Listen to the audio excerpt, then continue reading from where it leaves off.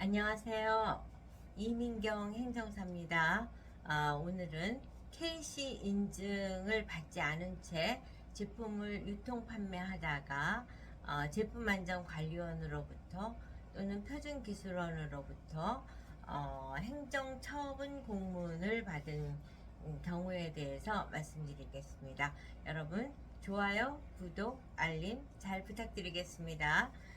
이제 어, 제가 그 누누이 여러 번 반복적으로 말씀을 드렸는데 제가 이제 행정사안은 보통은 행정처분이라든가 또 행정심판 비영리법인 이런 문과적 베이스를 바탕으로 한 업무를 주력으로 하는 경우가 대부분인데 저는 이제 식약청을 소관하는 국회 보좌관 역할을 한 22년 동안 하다 보니까 식약청 업무에 이제 조금 익숙해져 있어서 제가 행정사를 한 이후에 식약청 업무를 중점적으로 하게 됐습니다. 그리고 식약청 업무를 하다 보니까 자연스럽게 환경부의 생활화학 제품을 하게 됐고 또 KC 인증도 하게 됐고 이런 식으로 이제 업무의 흐름에 의해서 KC 인증을 하는 업무를 많이 대행을 하게 됐습니다. 근데 최근에는 KC 인증을 신규로 의뢰하시는 분보다 오히려 KC 인증을 받지 않고 유통을 하다가 행정처분 공문을 받고 깜짝 놀라서 연락을 주시는 분들이 더 많아져서 제가 졸지에 KC 인증 소방관이 된 거죠. 불을 꺼드리는 그런 소방관이 된 격입니다. 왜냐하면 이제 대부분의 사람들이 뭐 빨간 딱지라든가 어디에서 이제 처분 독촉장 처분을 하겠다는 행정처분 공문이라든가 이런 걸 보면 굉장히 당황을 하게 되죠. 그리고 이제 그 스마트팜 같은 데서 작업을 하시는 분들이 대부분 젊은 층이 많다 보니까 평생 동안 뭐 등록금 고지서는 받았겠지만은 이렇게 가슴 떨리는 공문을 받은 적이 많지 않다 보니까 덜덜 떨면서 연락을 주시곤 합니다. 그래서 이제 그분들의 마음을 달랠 수 있는 그런 답을 찾아드려서 리콜 명령을 받으면 엄청난 비용과 부담을 안을 수 있는 것을 최소의 과징금으로 하향 조정을 해드린다든가 이제 많은 케이스를 드리고 해드렸고 이와 같은 경우에 오히려 이제 어떤 의뢰건보다도 감사 인사를 더 많이 받게 되는 게 이제 KC 인증 처벌 공문을 받은 분들에 대해서 문제 해결을 해드린 케이스입니다. 근데 이번에는 어떤 케이스였냐면은 스토어팜에서 소규모 아주 작은 소품을 판매하시는 분인데 KC 인증을 받지 않았다는 걸로 판매 중지를 당했습니다.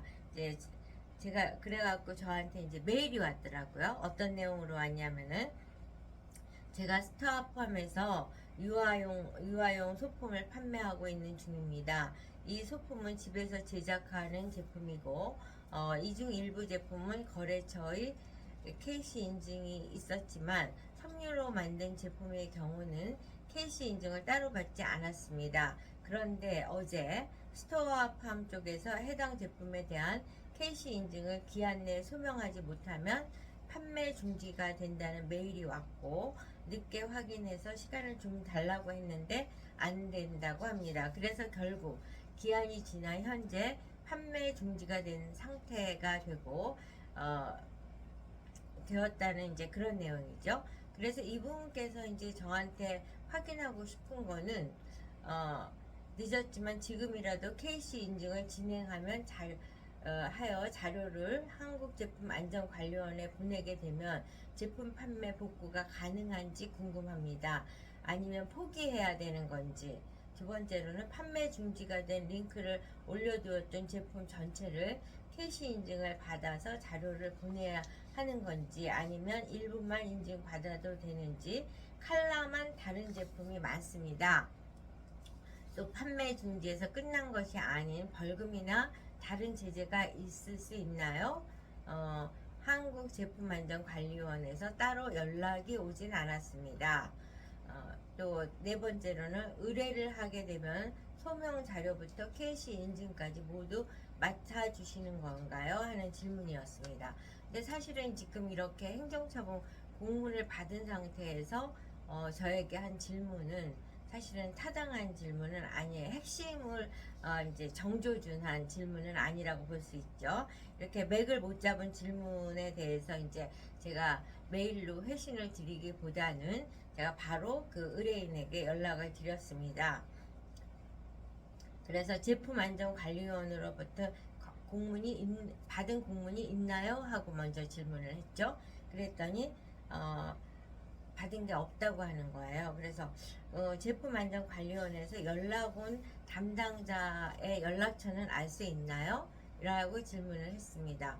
제가 이와 같이 질문을 하는 이유는 사실은 공문을 받은 사람은 언저리만 알고 이제 두려움에 자기중심적인 해석을 하는 경우가 많기 때문에 그 공문을 발송한 그 담당 주무관하고 직접 통화를 해서 뭐가 문제고 또 어떻게 대응을 하면 되는지를 질문을 하는 게 이제 필요한 거죠. 사실 저 같은 경우는 국회에서 보좌관을 22년을 하다 보니까 정부의 공무원들하고 대화하는데 그렇게 두려움이나 어려움이 없다 보니까 문제의 핵심으로 바로 접근할 수 있는 그런 담대함을 이제 훈련을 받았다고 볼 수 있죠.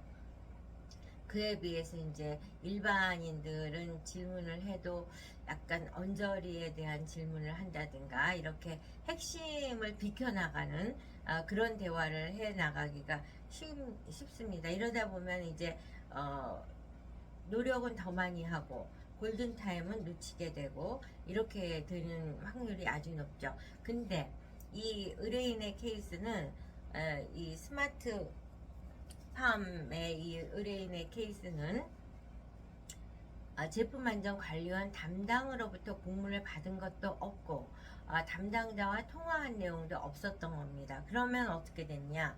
네이버에서 보내온 레터만 보고서는 한 거죠. 그래서 담당자가 누군지 어느 부서인지도 모르는 상태였습니다. 그래서 제가 네이버에서 확인해서 알려달라고 그랬어요. 그랬더니 통화를 한 다음에 네이버에서 알려주기가 곤란하다는 거죠. 그래서 이제 이 의뢰인 입장에서는 판매 중지가 문제가 아니라 그동안 엄청난 많은 양을 판매했는데 리콜을 해야 된다든가 과징금이 부과된다든가 이런 후속적인 처벌에 대한 두려움을 갖고 있었습니다. 그런데 네이버에서 이렇다한 답변도 주지도 않고 제품안전관리원의 담당자도 모르는 상태이기 때문에 덜덜덜덜 떠는 것밖에는 방법이 없는 상태였습니다. 그래서 일단 저한테 이제 의뢰를 하실 거를 요청했어요. 의뢰라는 거는 이제 의견서를 제출해야 되는지 뭐 이런 이전 단계에서 사전 컨설팅비를 받고 지금 현재로는 제품안전관리원 담당자를 찾고 그 담당자에게 뭐가 문제인지 뭘 어떻게 대응하고 해결해야 되는지를 질문해야 되는데 담당자조차 알 수 없는 상황이니까 이제 담당자 찾기부터 시작을 해야 되는 거죠. 그래서 이제 의뢰를 받은 다음에 담당자를 찾는 전략을 짜기 시작한 겁니다. 제가 이제 수많은 건을 했기 때문에 그 메일을 그동안 수많은 건에 공문을 받아왔기 때문에 그 공문 안에 이제 담당자들의 연락처가 쭉 있으니까 그분들 중에서 이제 찾는 작업을 시작을 한 거죠. 그래서 연락을 했는데 우선은 이 회사가 어느 회사고 어느 제품인지 거기에 담당자를 찾아야 되기 때문에 연락을 해서 사업자 등록 번호를 알려드렸는데 못 찾겠다는 거죠. 그래서 대표자 이름도 알려줬는데 못 찾겠다는 거예요. 그래서 과연 이게 어떻게 답을 찾아야 되는지. 근데 이제 마침 주무관이 친절한 분이었어요. 공문 번호라도 좀 알려주시면 한번 찾아봐 드리겠습니다. 이러는 거죠. 그래서 제가 이제 다시 의뢰인에게 연락을 해서 네이버에게 제품안전관리원으로부터 받은 공문 번호라도 알려달라고 해라. 이렇게 얘기를 했습니다. 그랬더니 이제 네이버에서는 뭐 협조가 전혀 안 되는 거예요. 굉장히 슈퍼 갑으로서 아주 지위를 남용하고 있다는 인식이 들었는데요. 그래서 이제 그 네이버가 보냈던 공문 구석박이 레터 구석박이에 공문 번호가 있더라고요. 그래서 그 공문 번호를 이제 갖고 담당자를 찾았습니다. 담당자를 찾았더니 어떤 케이스냐면, 그동안 우리가 이제 다른 의뢰인들이 이런 문제가 발생됐을 때 보내온 공문에서는 불법 무슨 제품 조사 담당자라고 되어 있는데, 요번에는 담당자가 어떤 케이스냐면 모니터링 사업 운영 지원팀이었던 거예요. 그래서 이제 불법 제품 조사 담당자는 이제 그때도 신문과에서 고발이 들어와서 사실 조사를 하기 위해서 공문을 보내는 경우가 있고, 아니면은 의심 가는 제품들에서 어린이 제품을 일시에 수거해서 이렇게 조사 담당자가 공문을 보내는 경우도 있습니다. 그런데 이번 케이스는 이제 모니터링 사업 운영 지원팀이기 때문에 여기에서 신문과의 고발이라든가 어떤 사람의 고발이 들어와서가 아니라 모니터링 사업 운영 지원팀에서 쭉 조사하는 과정에서 어린이 제품을 한번 조사해 봐야겠다 라고 생각을 하면서 이제 네이버나 이런 포털 사이트에다 연락을 해서 너네 사이트에 올라와 있는 제품들에 대해서 KC 인증을 보유하고 있는지 여부를 파악해서 보고해라. 그러니까 그 없을 경우에는 판매 중지를 시켜라. 이런 식의 케이스였던 거죠.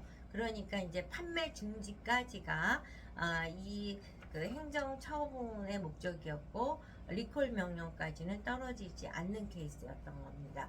근데 이제 사실 의뢰인이 가장 두려워하는 거는 처벌과 리콜 명령, 이제 판매 중지를 푸는 거는 이제 또 그 다음 문제고, 그래서 확인해 본 결과 리콜 명령은 후속적으로 이루어지지 않는다는 사실을 확인했고, 또 과징금과 같은 처벌도 이루어지지 않는다는 사실을 확인하게 된 겁니다. 그래서 의뢰인에게 이제 이 사실을 알려드렸죠. 그랬더니 이 의뢰인의 경우는 과징금과 리콜 명령에 대한 두려움에 엄청나게 잠도 못 자고 두려워했다가 이민경 행정사가 수사반장으로 그 담당자를 찾아서 직접 담당자의 목소리를 통해서 리콜 명령과 과징금은 없습니다 라는 사실을 확인해서 그 의뢰인에게 두려움으로부터 해방을 시켜드리는 그 결과를 얻어내 드렸던 겁니다. 이처럼 이제 어떤 그 KC 인증뿐만 아니라 모든 사안에 있어서 어떤 행정 처분에 대한 문서를 받았거나 공문을 받았을 때는 막연히 본인이 혼자서 두려워 떨고 고민하기보다는 이렇게 전문가에게 의뢰해서 문제 해법을 찾아 나가는 것이 최선의 방법이라는 것을 이번 과정에서도 또 확인을 한 케이스라고 봅니다. 여러분, KC 인증의 최고 전문가인 이민경 행정사가 여러분이 KC 인증을 받아야 될 때, 또 KC 인증을 제대로 받지 않아서 행정처분을 받았을 때 여러분에게 구원추수로서 최선을 다해서 도와드릴 것을 약속드리면서 오늘 영상 여기에서 마치도록 하겠습니다. 여러분, 좋아요, 구독, 알림 잘 부탁드리겠습니다.